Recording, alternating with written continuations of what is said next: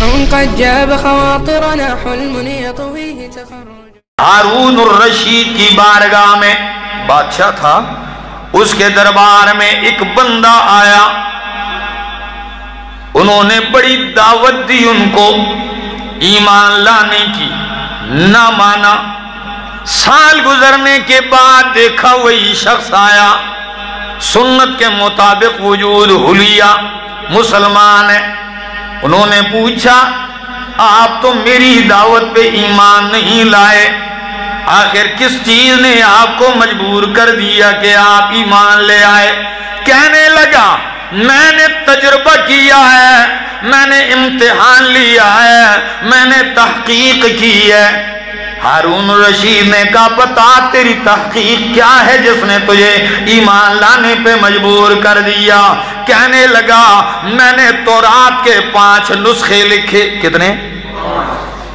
میں کاتب ہوں، میں نے تورات کے 5 نسخے لکھے، لفظ تبدیل کیے، پوری آیتیں حذف کر دی ہیں، جملے آگے پیچھے کر دیے ہیں۔ پھر میں نے عیسائیوں کے بڑے بڑے پادریوں کو وہ نسخے دیے، جی میں نے محنت کی ہے، آپ چیک کریں کیسے ہیں۔ انہوں نے مجھے انعام دیا، خوش ہوئے، قبول کر لیے۔ سال کے بعد میں نے ان سے واپس لیے، سب نے کہا بالکل ٹھیک ہے، ہمیں منظور ہیں۔ پھر میں نے انجیل لکھی، وہ پیش کی، میں نے باقی کتابیں زبور لکھی، پیش کی، لیکن باری آئی میں نے قرآن کے 5 نسخے لکھے، اس میں تھوڑی سی تبدیلی کی، پھر میں نے ملکوں میں تقسیم کر دیے وہ نسخے۔ میں نے کہا کہ چیک کرو، چیک کیے، چند ہی دنوں کے بعد دیکھتا ہوں 5 کے 5 نسخے مسترد ہو کے میرے پاس واپس آ گئے۔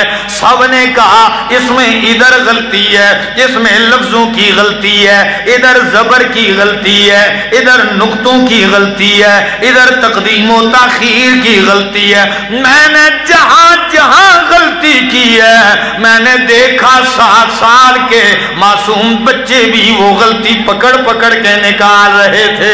نعرہ تکبیر، نعرہ تکبیر، نعرہ قرآن۔ یہی وہ عظمتوں والی کتاب